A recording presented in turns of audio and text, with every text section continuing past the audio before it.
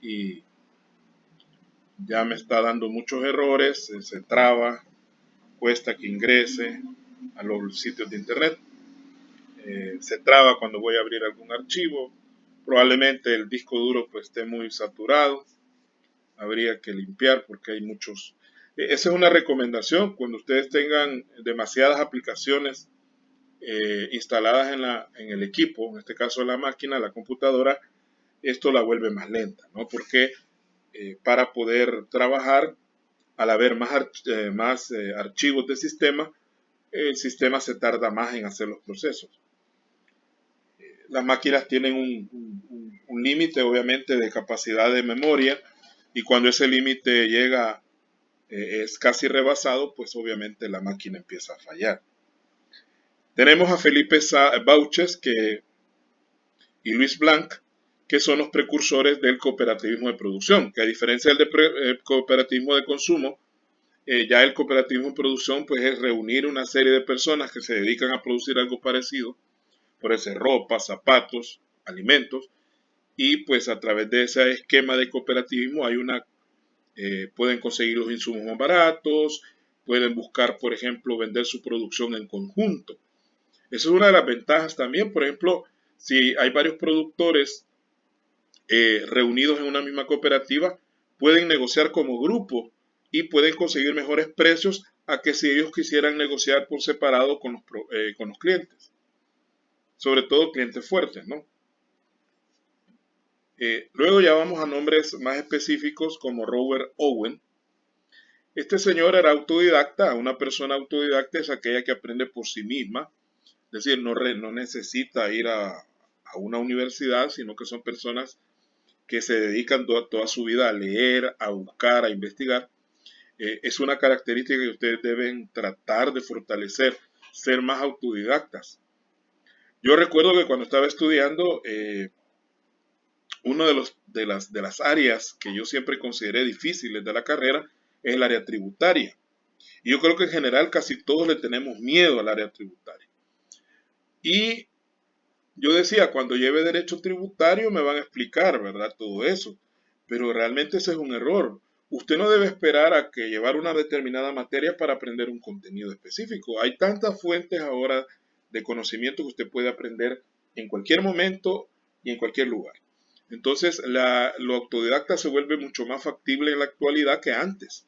Antes las personas tenían que ir a bibliotecas, si es que habían bibliotecas, y rebuscarse más por el conocimiento. De hecho, cuando yo estudié, no existía el Internet y nosotros eh, teníamos que ir a las bibliotecas y buscar los libros todos polvosos, llenos de polía, y a veces no encontrábamos la información.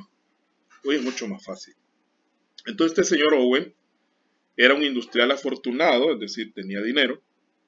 Desde muy joven, innovador en técnicas y sistemas sociales, en el furor de la revolución industrial, intentó llevar a la práctica sus ideas organizando las colonias de New Lanark en su propio país, Inglaterra, y las de New Harmony o Nueva Armonía en Estados Unidos, específicamente en el estado de Indiana. La Bolsa de Trabajo y las instituciones sindicales de alcance nacional. Es decir, Robert Owen sentó las bases para el cooperativismo moderno y lo hizo en plena revolución industrial. Ya vamos a hablar de la revolución industrial.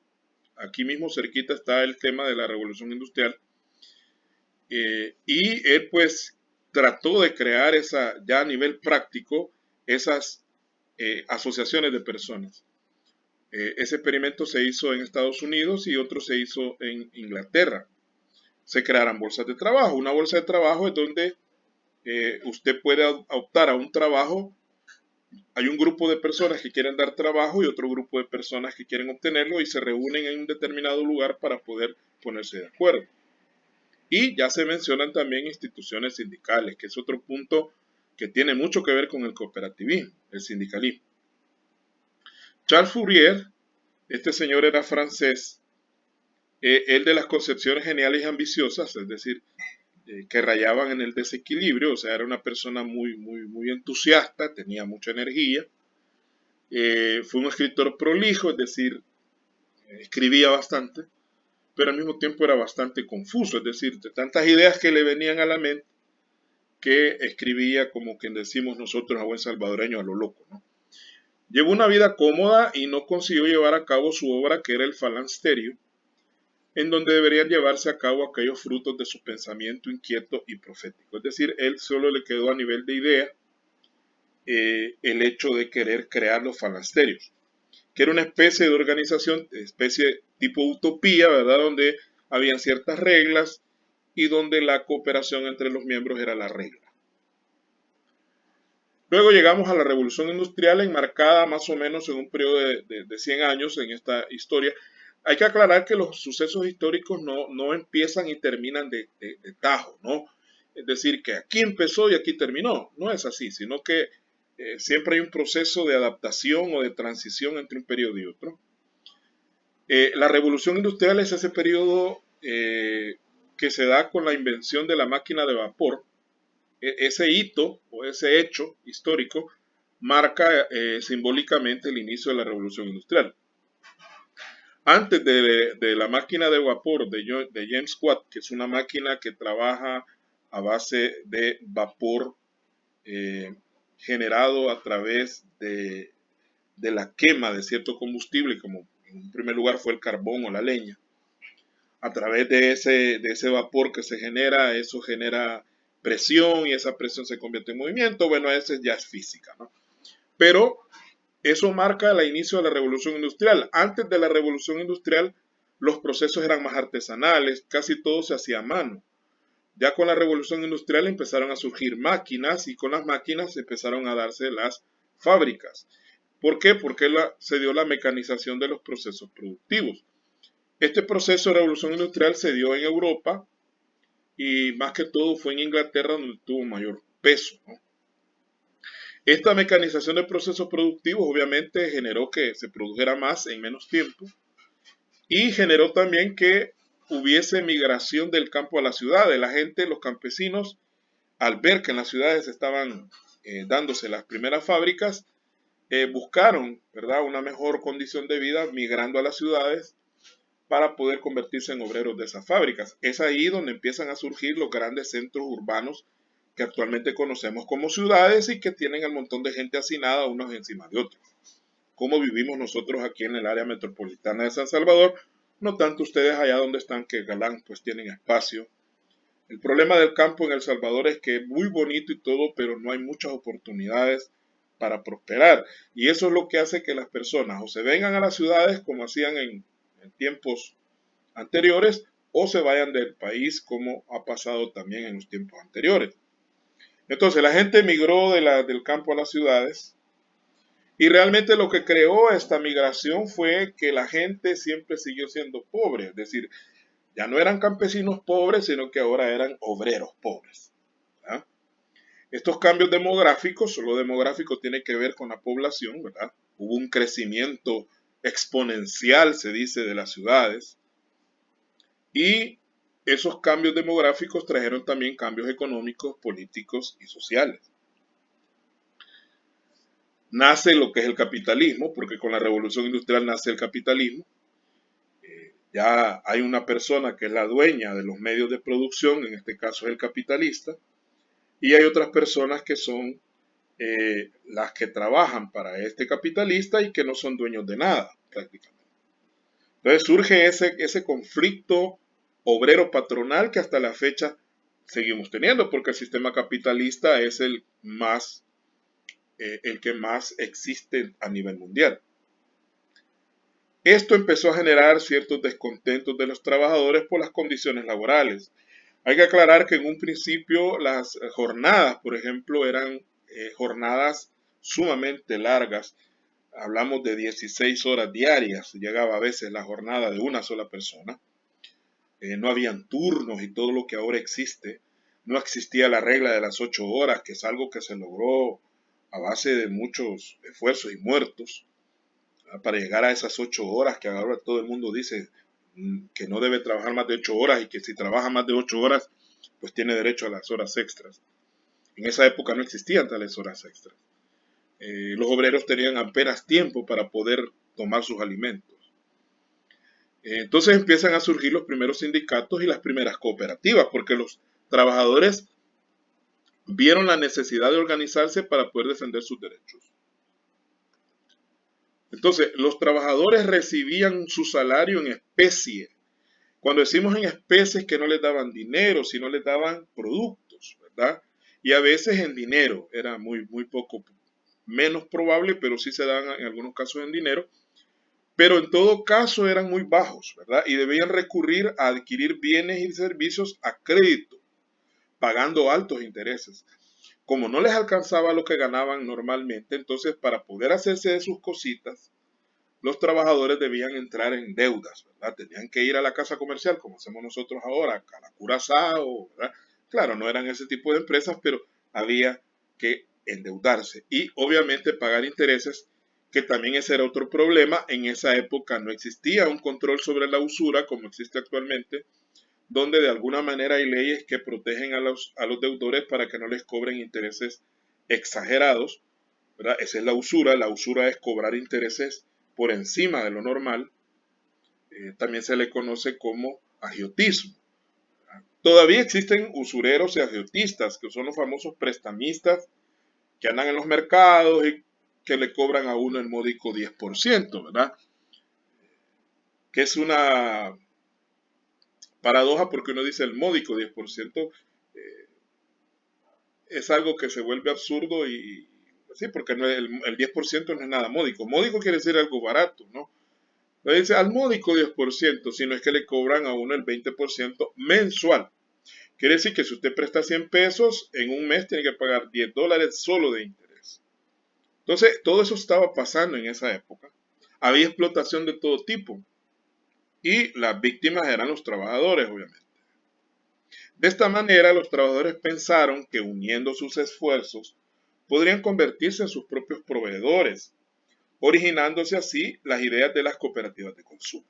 Es decir, para no ir a pagar grandes cantidades de dinero y no tener que endeudarse con tiendas y otro tipo de empresas que podían proveerle el producto, se organizaron para que como cooperativas compraran el producto a un precio muy bajo, porque compraban grandes cantidades, y luego se lo vendían entre ellos mismos a precios mucho más bajos que lo que compraban en el mercado normal. Entonces son las primeras cooperativas de consumo. Quiere decir que, punto de parcial, ¿cuál fue la primera forma de cooperativismo que existió? Fue el cooperativismo de consumo. ¿Verdad? Comprar como grupo y luego venderse los productos a un precio más bajo. Por otra parte, el desempleo y las gravosas condiciones de trabajo cuando se conseguía, ¿verdad? O sea, había desempleo y cuando la persona lograba colocarse en un trabajo, pues habían condiciones muy duras, movieron a otros grupos de trabajadores a organizarse en cooperativas de producción y de trabajo, que era otro tipo de cooperativismo que hoy se denomina trabajo asociado, es decir, un grupo de zapateros se reúne, hacen una cooperativa, producen sus zapatos, cada quien su parte, y luego venden la producción como que fueran una sola persona y obtienen mejores precios, ¿no? Lo mismo para comprar el cuero y todos los demás insumos, igual pues había, como compraban en grupo, entonces podían obtener mejores precios a la hora de comprar y mejores precios a la hora de vender. Eso aún todavía persiste, esa idea. De hecho, hay cooperativas que funcionan de esa manera. Por ejemplo, las cooperativas de buceros, ellos compran los repuestos al por mayor, compran el aceite, compran aún el mismo combustible, el diésel, lo compran como cooperativa y se lo venden a sus asociados por debajo del precio de mercado. En la ciudad de Rochdale, estamos hablando de los pioneros de Rochdale, que es lo que se marca como el inicio de la primera cooperativa, realmente la primera cooperativa oficialmente hablando, dedicada por mucho tiempo a la industria textil, se presentaron algunas de las consecuencias de la revolución industrial, inconvenientes para los trabajadores, por lo cual algunos de ellos pensaron que debían agruparse y se constituyeron en una organización para el suministro de artículos de primera necesidad. O sea, era una cooperativa de consumo la de los pioneros de Rochdale, ¿verdad? Se organizaron para poder proveerse de ciertos artículos de primera necesidad, obviamente a mejores condiciones. Desde luego, para llegar a este objetivo debieron antes, con gran esfuerzo de su parte, ahorrar cada uno en la medida de sus capacidades, logrando así reunir un pequeño capital de 28 libras esterlinas, que era la moneda de Inglaterra en esa época y que la sigue siendo, porque el Reino Unido, que es realmente como se llama el país, hay que aclarar que Inglaterra es parte del Reino Unido.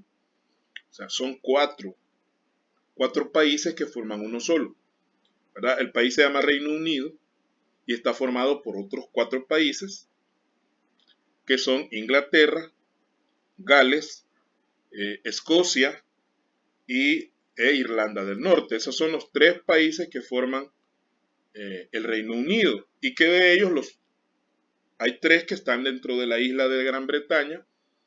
Inglaterra, Gales y Escocia están dentro de la isla más grande, que es la isla más grande de Europa. E Irlanda del Norte, que pues es la parte norte de la isla de Irlanda, que comparte con otro país diferente, que es Irlanda. Entonces, la libra esterlina es la moneda.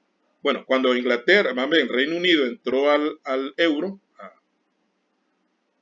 a la Comunidad Económica Europea, pues adoptó el euro en su momento, pero luego con algo que se llamó el Brexit, que ustedes lo han de haber oído mencionar. El Brexit fue esa medida que tomó Reino Unido para separarse nuevamente de la Comunidad Europea. Se le llamó Brexit porque viene de Bretaña, y exit, que quiere decir salida. Fue la salida de Gran Bretaña. Entonces dejaron de tomar el euro como moneda y volvieron a la libra esterlina, que es su moneda oficial. Claro, hablar de una libra esterlina en esa época, estamos hablando ya por el siglo XIX, pues era un montón de dinero. Entonces lograron obtener 28 libras esterlinas, una por cada uno de los socios. Con ese exiguo patrimonio, es decir, exiguo quiere decir chiquito, pequeño. Con ese exiguo patrimonio fundaron una sociedad denominada de los Probos Pioneros de Rochdale. Ese fue el nombre que le dieron originalmente a esa cooperativa. Probo quiere decir una persona honrada, ¿no? Esa palabra ya no se usa mucho, pero probo, una persona proba, es como Job, ¿verdad? En la Biblia, que era probo, y que, bueno, todo lo que le pasó, ¿no? Perdió todo, ¿no? Sus hijos, su esposa lo abandonó, perdió sus riquezas, le dio lepra, pero al final Dios lo sacó adelante. Muchos se inspiran en la historia de Job cuando están en esas situaciones difíciles, ¿verdad? Que si Job aguantó todo lo que aguantó, pues ¿qué somos nosotros para no aguantar un par de cositas? Pero bueno, eso es religión. Pero también son lecciones de vida. Hay que tomar las lecciones de vida. Entonces formaron esta cooperativa, un poco improvisada, ¿verdad? Pero fue la primera que tuvo como reglas, ¿verdad? Ya vamos a ver las reglas. Para el 21 de diciembre de 1844, en contra de las opiniones de los comerciantes establecidos y de otros ciudadanos, abrieron un pequeño almacén en la llamada Callejuela del Sapo. Esto está traducido, la verdad que en inglés es otro nombre, ¿no? No recuerdo ahorita cómo era la Callejuela del Sapo. Pero, para sorpresa de los comerciantes que les auguraron un rotundo fracaso, la incipiente institución fue creciendo e incluyendo en su organización a muchas personas de localidades aledañas. En pocas palabras, nadie daba un 5 por estos pioneros de Rochdale. Dijeron, estos no van a durar mucho, lo más que van a abrir la tienda y van a quebrar. Pero luego, a mucho asombro, pues vieron de que ese almacencito que habían puesto, muy incipiente quiere decir no tan desarrollado, logró crecer y poco a poco se juntaron más personas. El éxito de esta sociedad se basa en los principios, es lo que decíamos. Por eso se dice que esa fue la primera cooperativa que existió, formalmente hablando, porque ya habían reglas, habían principios. Las primeros que habíamos hablado anteriormente, pues eran formas un poco irregulares, informales. Aquí ya como que pusieron reglas y dijeron, bueno, vamos a sentarnos, vamos a escribir las reglas y las vamos a tratar de cumplir. Primero, un miembro, un voto, ¿verdad? Cada miembro tiene un solo voto. Este es un principio que se mantiene aún hasta la actualidad, que independientemente de cuánta cantidad de dinero usted haya aportado a la cooperativa, a la hora de las asambleas usted solo tiene derecho a un voto. Diferente a una sociedad mercantil, donde usted puede, en una sociedad de capital, por ejemplo, usted puede tener votos de acuerdo al capital. Entonces, si es un voto por $1,000 de capital, digamos, y usted tiene $10,000 y otro tiene 1,000, entonces usted tiene 10 votos y el otro solo tiene uno.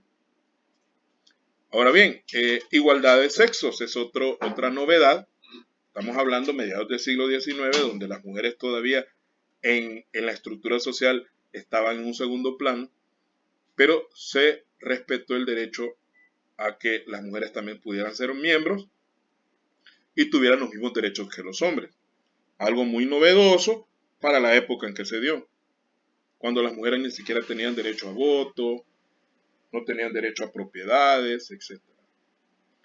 Solo las provisiones puras se deben vender en peso y medida completos. Eso era una regla de calidad. De nada de echarle agua a la leche, ni de estar vendiendo productos de baja calidad. Todo lo que se vendía, era de calidad y a peso y medida exacto, ¿no? Nada de andar ahí. Porque, mire, la gente busca formas de poder bajarse a los demás. Manipulan las básculas para que la libra tenga, hay libras de 400 gramos, cuando la libra debe tener 453 gramos exactos. Entonces, o las famosas docenas de fraile, que son, que se creó en la Edad Media para evitar, porque en la Edad Media había una regla que si usted vendía por debajo de lo que era, o sea, usted le engañaba a la gente y lo podían hasta matar, meterlo preso. Entonces los panaderos decidieron que para evitar ese problema, pues vendían docenas de 13. Entonces cuando una persona decía, quiero 12 panes, entonces le daban 13 por los mismos 12. Por si acaso iba algún quemado, algún mordido o algo, ya ese pan extra cubría cualquier problema. Entonces son las famosas docenas de fraile, que se siguen manteniendo en la actualidad porque en algunos lugares siempre dan el famoso ajuste, ¿no? Te compra una core pan y le dan bueno, hoy es un lujo que le den un ajuste a uno, o vendaje le llaman también, ¿no? El famoso vendaje. La asignación de un dividendo a los miembros, eso también era novedoso, garantizando que todos los beneficios fueran distribuidos dependiendo de la cantidad de compras hechas por los miembros individuales. Esto es algo que se mantiene hasta la actualidad, que los excedentes que se reparten entre los afiliados están en función de la participación, depende del tipo de cooperativa que cada afiliado haya tenido. En este caso era el que más compraba, ¿verdad? Era el que más derecho tenía a los excedentes de la ganancia que se generaba de la misma venta. Entonces, ese es algo que es un principio que en la actualidad aún se sigue manteniendo. Repartir dividendos o ganancias entre los asociados en función de la cantidad de operaciones que cada uno ha realizado. Llegamos al siglo XIX.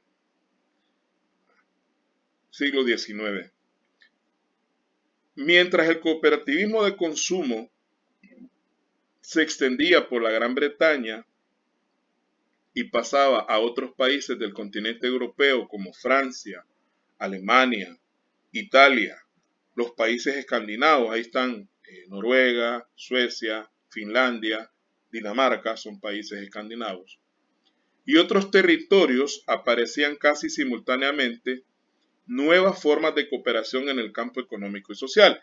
Es decir, que el crecimiento del cooperativismo no fue lineal.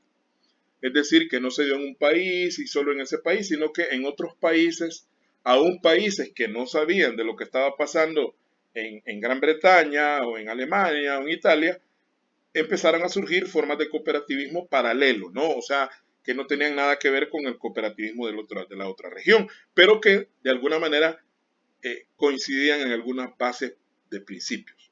A eso se refiere. Bajo la inspiración de Friedrich Wilhelm Raiffeisen, aparecían en Alemania las cooperativas de crédito, ya esa es otra modalidad de cooperativa que existe en la actualidad, orientada hacia los campesinos, y más tarde las cooperativas para el aprovisionamiento de insumos y para la comercialización de productos agrícolas, es decir, cooperativas de agricultores que se unían tanto para poder comprar los insumos más baratos como para poder vender el producto a mejor precio, ¿no? Porque ahí se da en dos sentidos. Eso es lo mismo para los zapateros, para los agricultores, para los ganaderos. La cooperativa sirve tanto para comprar insumos como para poder vender productos. Por eso llevan la parte de aprovisionamiento y la parte de comercialización. De hecho, ahorita hay cooperativas que son de las tres cosas, ¿verdad?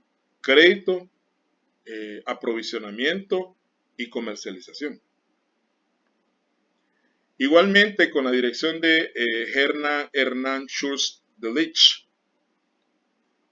en el mismo país, o sea, en Alemania, se iniciaba el movimiento de los llamados bancos populares, o sea, las cooperativas de ahorro y crédito, orientadas principalmente para servir a los artesanos y pequeños industriales de las ciudades.